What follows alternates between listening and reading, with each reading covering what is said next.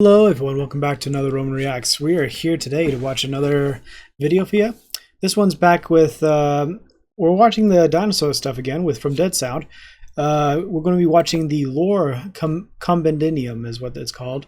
And it's showing it's basically, we gave a watch to his recent works not too long ago, and it was really incredible. I do highly recommend to check those out. We're going to be giving these, there's going to be 4 episodes currently. I'm going to be going through all of them as best I can. But yeah, for this week, we're going to be watching these ones and giving my reactions, thoughts about the lore and what came to be with these. And yeah, just have some fun with it. So anyway, let's just dive on in and have some fun, shall we? All right, here we go. Kindred of the Tusk is the name.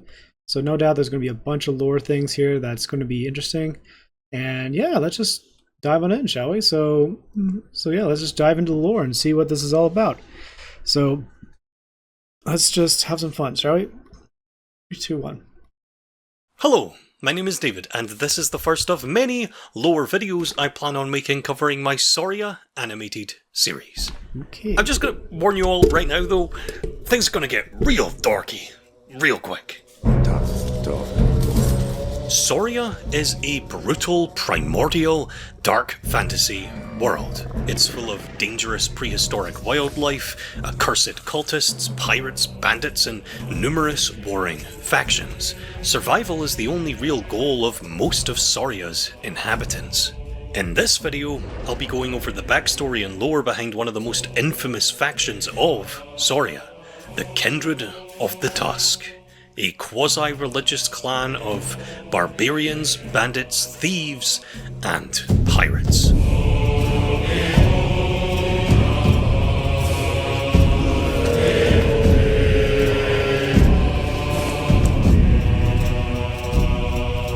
Alright. The Kindred of the Tusk clan was formed by the Desert Saurians. These guys. There are 2 subspecies of this race, a smaller, more cunning species, and a larger, rarer, more ancient species. The Desert Saurians evolved here, in the desert. This gigantic circle, this crater, is called the Solaris Sands, the Solaris Desert, the endless sands of Solaris, any of that. Solus and Solaris meaning sun, or of the sun. Which is where the Desert Saurians get their proper name too, the Soli Saurians. These particular Saurians also live very long lives, likely due to their more reptilian metabolisms. Most, if not all, Desert Saurians die young in combat, so their maximum age is unknown. However, one particular example of the larger morph, War Chieftain Taurox, is very old. Rumoured to be a staggering 200 years of age. Long before the Kindred of the Tusk clan had been formed, the Soli Saurians were essentially trapped in the heart of the Solaris Sands. And for the longest time they didn't even know there was anything beyond the desert. This desert is huge and almost completely inhospitable. It's lifeless except for the very centre. Being essentially a huge bowl, the only water in the Solaris Sands gathers in the very middle. Only the centre of this crater is life-supporting, and this is where the Desert Saurians evolved, and this is where the Desert Saurians had to stay. This barrier, this ring of death around their home, was a boundary uncrossable by the simple people that the Desert Saurians were. I mean, that's assuming that they could even imagine the possibility that there was something else on the other side to begin with. This race, trapped, spent thousands and thousands of years waging wars with one another for the few precious water sources there were. A violent war culture grew. The race splintered off into multiple different family houses, and only the strongest were able to survive. Water became the only thing of value to these people. Their whole world was water, war, and endless sand. Okay. Pillaging, infighting, war, the race fought themselves to near extinction. On the brink of self-destruction, when their numbers totaled less than 100 from just a handful of remaining families, for the first time ever, a stranger came to their desert.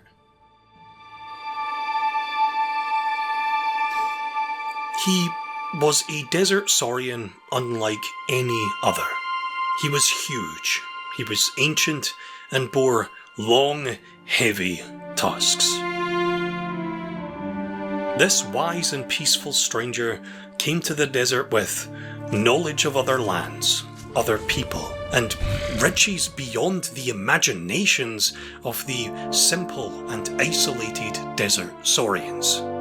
He brought a fortune of water with him from the outside world, unified what was left of his kind, and finally led them out of the desert.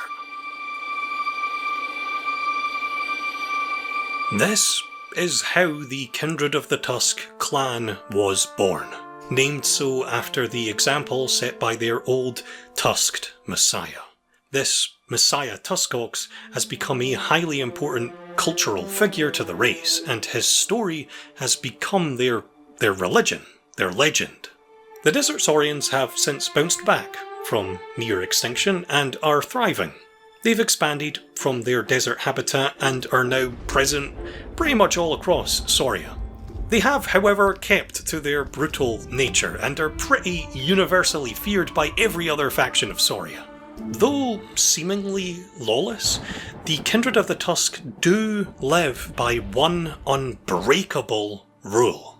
A rule put in place by their tusked messiah himself in their time of near self-extinction. No killing your own. To these criminal, barbaric, savage Saurians, breaking this one near-holy rule is the only true, unforgivable sin. Okay. As the Blue Song Empire started to expand into the wilds of Sauria, the Kindred of the Tusk have become the biggest obstacle in their path. This quasi-religious group of bandits and pirates is obviously in strict opposition to the imperialistic expansion of the physically weaker Avisaurians, and the Tusk Kindred have managed to band together into a pseudo-resistance military surprisingly quickly and effectively to stop them.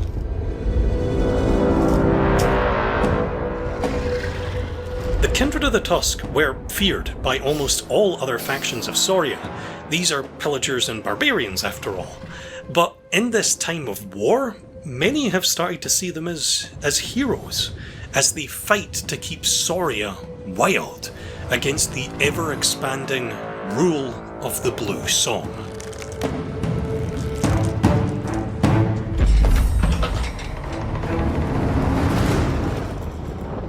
Taurox is one of the 7 Kindred of the Tusk war chieftains, and easily the most infamous of the bunch. Stories of his savage conquest against the Blue Song have spread so rapidly across the land of Sauria that he has basically become the figurehead of the clan.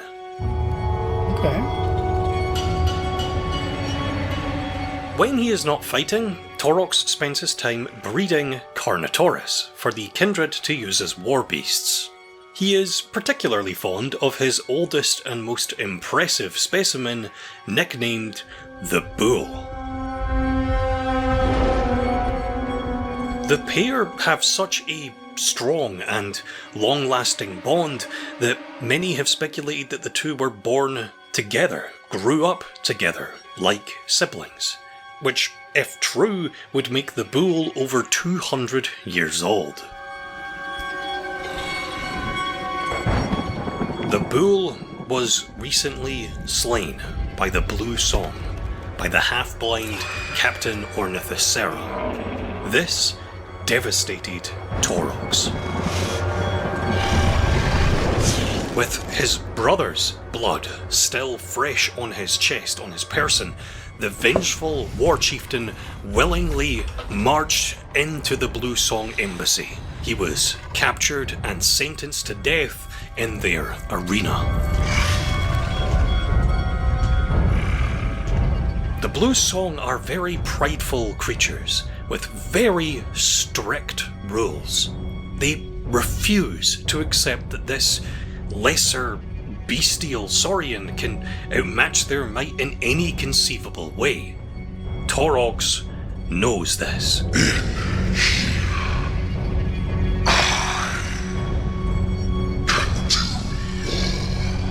Eager to prove that they are stronger than even the mightiest the Kindred of the Tusk has to offer, the Blue Song pit general after general, warlord after warlord, the greatest they have, against Torox. A fair fight every single time.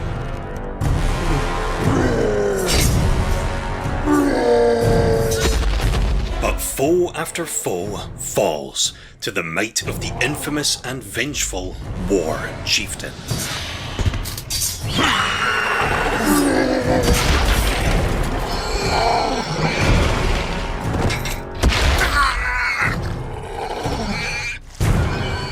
Torox's path could be one of self-destruction. It's a big gamble, and he will likely eventually die if he stays in the arena.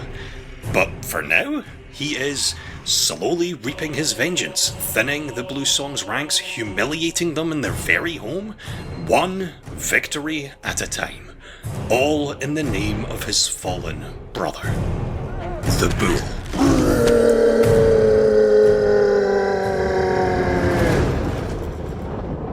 Wow. That's actually cool. And that's it. That's pretty much all I have written down about the Kindred of the Tusk so far. It might seem like a lot for just a couple of animated short films, but what can I say? I kind of get really carried away with this world building stuff. Anyway, keep at it. If you'd like to read the full sketchbook I've been showing off in this video and scour my notes yourself for anything I may have missed, the full sketchbook is available right now on my Patreon page. Please consider supporting this series and giving it a read if you want. That's actually really cool. That's just... In the meantime, super special thanks to all my top Patreon supporters on screen right now. Without these guys, I would not be able to do... But I wouldn't be able to do any of this. I wouldn't be able to do what I do. Thanks again. Bye, guys. That's actually fun. Seriously, that the world building in this is just so amazing. You end up getting immersed into like, so this is how they've done this. This is where they were started. This is where they were. They were essentially trapped in a desert. A messiah like Saurian comes in, brings them out, and unites them, and they become one. And this is just... I love that like he took his time with this world building. He really wanted to show that everything that he was doing was to the point, so that people understood like what was at stake for the world of Sauria. And it's just so fascinating to me that like when you dive into this, you see all this stuff happening and just like, okay, go on. I want to know more. So you just tend to get so immersed into it. I loved every bit of it. So anyway, that's it for me, guys. Hope you enjoyed. I'll be sure to leave a thing for Dead Sound for you guys to go give a follow and sub to, because I think he's awesome. I'll put something random over here for you guys to watch. And yeah, I'll be giving more reactions to the rest of his lore Compendium that he has over the next few days. And I'll catch you all in the next one, okay? So as always, thanks for watching. Romans, salute.